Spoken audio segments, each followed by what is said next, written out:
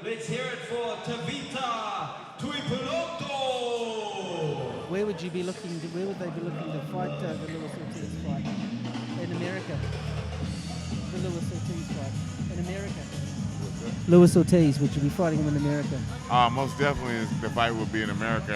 It's either going to be on a big show, it's going to either be in Las Vegas or New York somewhere. Wow. I'm not sure yet. I just got the call and they said that they wanted it to happen, so I'm just waiting.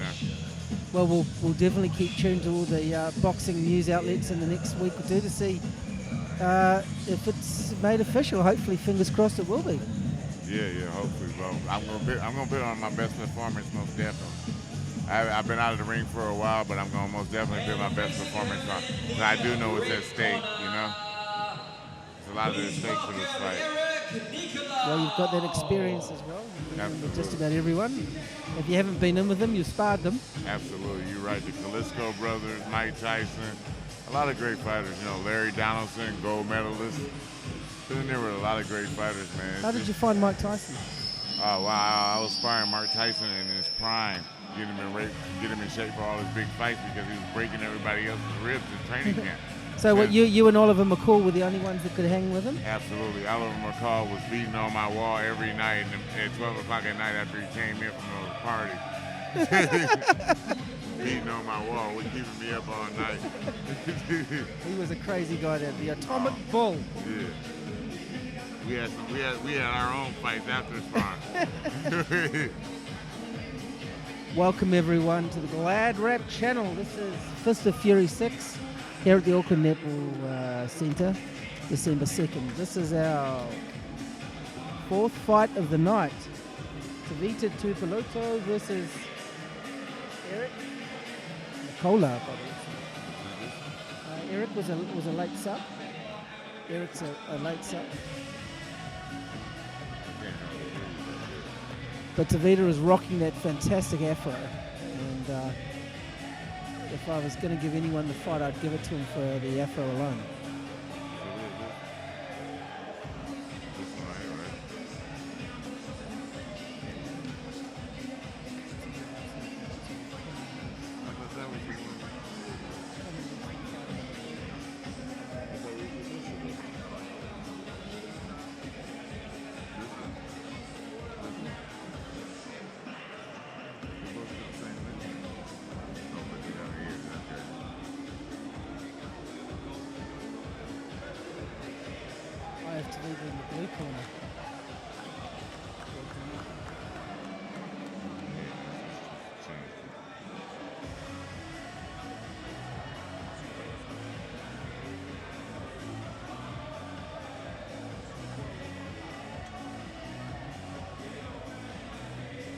Cameron Leaf, I believe, is in the blue corner. Cameron Leaf is no longer fighting tonight. It's Eric Nikoloa. Oh, okay. And he's facing Tevita Tuipulotu. In the red corner, Julius. You had Cameron Leaf. Well, that is now Eric Nikoloa. Eric Nikoloa. Okay.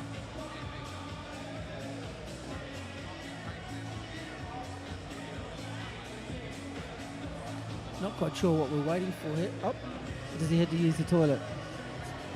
I think we're seeing it all tonight, folks. Oh, wow. The opponent has fled the ring. Yeah, I've had to do that before, too. Got to go to the toilet, but my trainer just put a bucket underneath me. Really?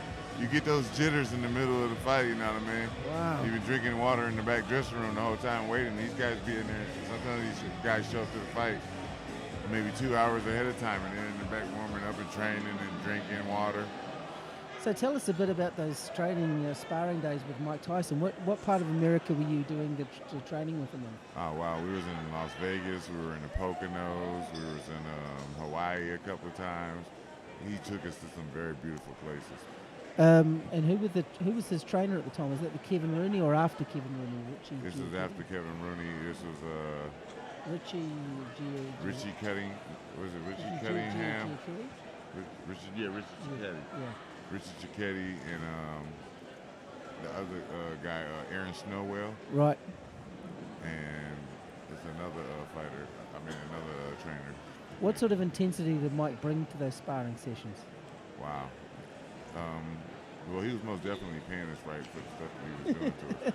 He was sending us home with broke ribs, broke nose, broke jaws, and those are the guys who's coming in for like 3 days and getting broke ribs and getting sent back home because they couldn't do anything. Because from what I understand, he used to treat sparring like real fighting, right? Absolutely. He was 100 mile an hour. The only thing that kept me to survive is my height and my jab, Right. by me being so tall. It's just like any fighter over here in New Zealand. They can't figure out how to get underneath the jab. Yep. David Tua had the problem, and as you can look at Joseph Parker in his last fight against Tyson Huey Fury. Fury didn't even barely throw the jab. He just put it in his face, and he couldn't do it. He fought like a little guy. Yeah. I don't know. Slipping the jab is an art form, right? Absolutely. Mike Tyson slipped a pretty good jab overall, though. He beat a lot of tall guys, that's for Yeah. sure. Trevor Berbick was one. Michael Nunn, but Larry Holmes was a bit taller than him. Larry Holmes. He got Larry Holmes back for Ali, that's for sure. Yeah, and he wanted to, didn't he? He wanted to bad. Was he the hardest puncher you ever faced, or have you faced someone who punched a bit harder than that? No, Mike was about the hardest Mike was puncher that I've ever been there with. Kalisco, I sparred both of the Kalisco brothers, and they had nothing on Mike Tyson's Really? power. Wow. Nothing. Did you ever spar David Tua? Yeah, I came over here originally to spar David Tua for the Houston fight Right. before he retired. And Is that left hook still something? It's pretty aggressive and mean. He put the other sparring partner inside the hospital for a few days, and that's what got me here. But, Round one. Well, let's see if these two guys go at it like David Tua and Mike Tyson. yeah, let's see if these two guys pack some power and punches. They've both got that kind of short, squat kind of feel to them, don't they? This guy's got his afro out and walking around and trying to dance. That's going to be popping a lot. Oh, he took a big shot right off the back. You can see the sweat bursting off his head.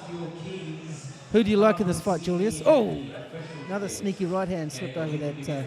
I think I'm going to like Eric in this Yeah. in this fight right now. That's Eric out the blue corner, right?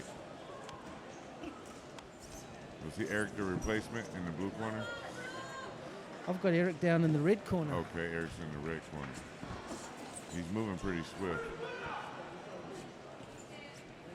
They both look like they really want to unload on each other. They're both big boys, but I see the more muscle coming off the other opponent that Eric's fighting. Afro Man. Afro Man, yeah, that's the one. You think you like Afro Man's technique a little more, or? Yeah, that's Tiwaha.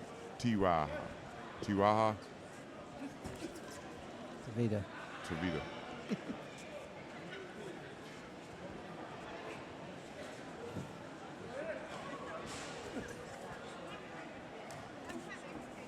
A little bit of feinting. He pops the jab out. Pops the jab out again.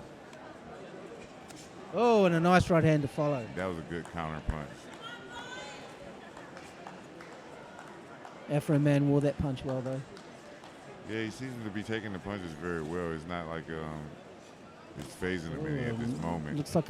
Looks like Eric's finding a home for that sneaky right hand over the top. He's got really good movement, that's for sure. Eric he's showing his experience level over Whoa! this guy. He looked like a human windmill there, Afro Man. And that's the end of the first round, folks. The tale of the tape is, I believe Eric won that round. He just showed way more composure in his footwork, and the skill level was a lot better. And here we've got the Fury ring. What was it? The Fury ring person? I'm not sure I need to see that. He's working his magic out there. You call that magic? He's a fairy. You gotta have some type of magic, I guess.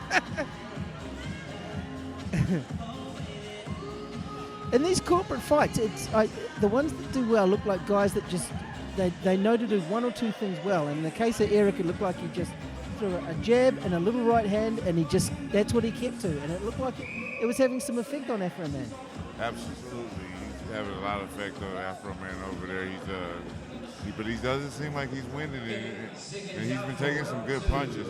But, you know, at the end of the day, Eric could wear himself out in this fight. He has been being the aggressor and moving around, so anything could happen. And that takes a lot of energy. Yeah, it takes a whole lot of energy. So Eric could wear himself out if this coming. Oh, he landed another big right hand there. We just don't know if he might save something for the end, you know? Yep. That is about that one punch that can hurt you, and this is the big boys. Afro Man does look like he's wearing those punches well, but he's got to start coming back with something of his own. You're absolutely right about that. He absolutely has to come back with something of his own. He's doing some better movement for us in this second round, though, and starting to try to unload his punches a little bit better, put his combinations together. Maybe he's just shaking off the jitters. Maybe he's just shaking off his afro. Oh, another big right hand. And they're just not phasing him. They're just not phasing him. It's not, but Eric has got to be piling up the points, just consistently landing that right hand. Absolutely. Little jab, right hand. Little jab, right hand. But will Eric ever get tired? That's what this is the fight. If you don't knock that opponent out and he knocks you out, that's all that matters, you know? That's right. It's not over to the final bell. It's all about one punch can change the whole fight. You could be winning the whole fight, but that one punch can change it all. Another right hand. Nice stiff jab into the face of Afro Man. Another right hand into the face of Afro Man. But he's wearing those punches really well, Julius. There he goes. Afro Man's got some pretty good defense up, but he's been taking some punishment to the face. Eric's just constantly walking him down, sticking the jab, throwing the right hand in there very fast and sharp. And the last thing you want to be doing is blocking punches with your face, I'm assuming, Julius. No, you don't want to do that. I don't think you want to do that, absolutely. It's not a good thing. Not a recommended technique. You know, chicks do dig scars, wounds heal, but, you know. Another big round for Eric, Afro Man. Big boy is still standing. Eric's in his corner. He does look a little bit fatigued now, Eric does. The big man is sitting down. Afro Man sat down, slumped down in his corner. He took those punches well, but he didn't throw anything back, did he? I think maybe Afro Man might want to sub in for Ring Fairy for that final round. And maybe Ring Fairy showing some quite extraordinary moves here. That could potentially take Eric out of his game plan. Yeah, you're just watching something like that and you got your gloves on. You're like, how come I can't do those moves? I mean, if I saw a purple fairy in the middle of a ring, it might put me off my game as well. But he might be taking some of his punishment to the face with those punches from Afro Man. He might not know if that's a fairy in the ring or not. He might not believe it's there. It might be his imagination going wild with him. What does Afro Man have to do in this last round to win? He has to be big. And that's what he is. He has to be bigger man. And that's what he is. He has to throw the shots and plant them right with his power instead of just sitting there taking the punishment. He's got to do what Oliver McCall did against Lennox Lewis, which is close his eyes and throw a haymaker and hope it lands. Absolutely, you're right about that. I don't think he's going to get as paid as well as Oliver McCall did for that punch. No, it was a nice planted punch by Oliver McCall. I give him that. Another right hand. Oh, and now Afro Man turns his back. He's still wearing those punches very nice. He's smiling at him. With a wide open mouth, he's smiling and taking punches. But sometimes when they're smiling, that means that they're most hurt, right, Julius? Absolutely. You got to smile and shake it off a little bit by a little bit. But like I said, at the end of the day, Afro Man is here still. Another big right hand. But he's just so slow. That's what it is. He's so slow over this guy. I just don't understand. Eric's just so much faster than him.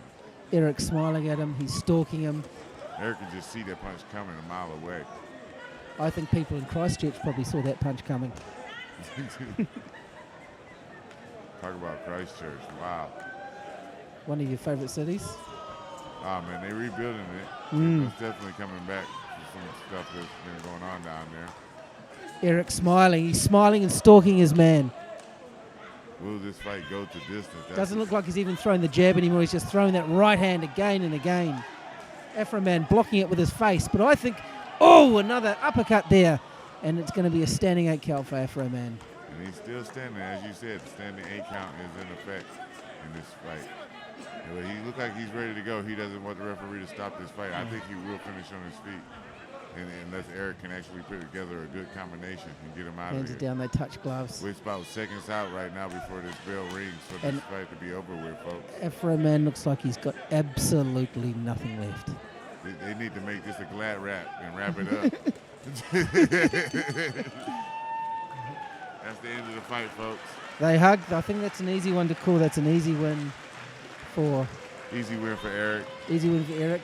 A game performance by Afro-Man. He took a lot of punishment in there, Julius. Oh, yeah, you got to give him his credit, you know. He probably had to fight on well, actually, he did have to fight on short notice. This is why he looked at this way. He's a late replacement and came in and take this fight. So you got to give him credit for actually going the distance and putting on a great show, taking that punishment from Eric. It's a tough thing to keep getting hit in the head with the right hand, right? And just keep on going.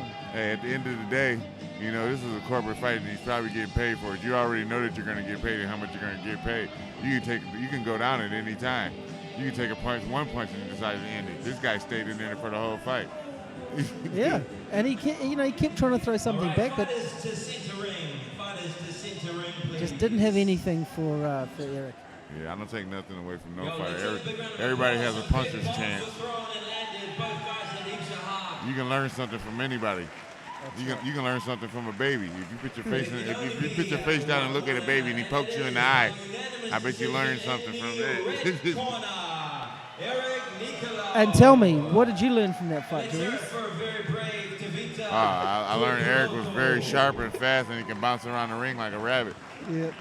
And they both looked at each other and smiled. They did. There was a lot of smiling in that fight.